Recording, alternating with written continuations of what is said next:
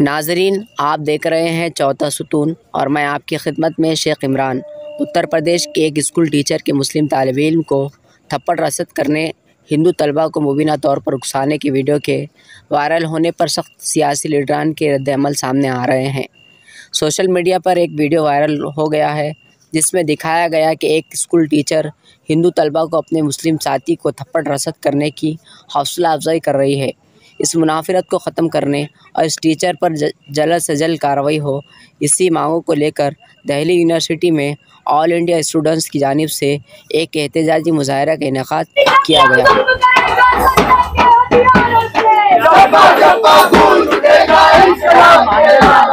हमारी मांगे ये है कि तृप्ता दाई को अरेस्ट किया जाए। तो ये सामुदायिक नफरत है ना, एक मतलब स्कूल में आप सोच सकते हैं कि छोटे बच्चों में ये नफरत भरी जा रही है।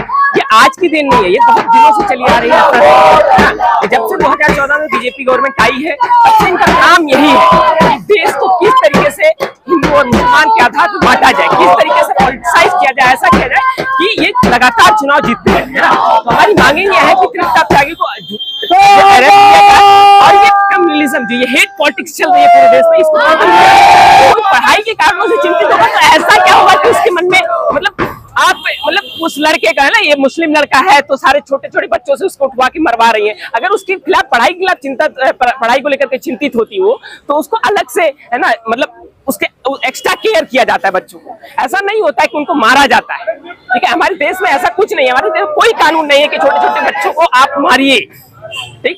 आप जो है मतलब आप उनको सीधे सीधे सामने वीडियो है वो दिख रहा है कि वो एक नफरत है, मुसलमानों के खिलाफ एक नफरत है। किस तरीके से जो है उनको उस बच्चे को, छोटे से 7-8 साल का बच्चा, आप सोच सकते हैं कि उस पर क्या आज वो जो मानसिक संतुलन क्या मतलब आगे जब वो बड़ा होगा या पता नहीं वो आगे क्या कर पाएगा। अभी से वो बढ़ेगा क्या, आगे कहाँ पढ़ाई करेगा या नहीं भी करेगा।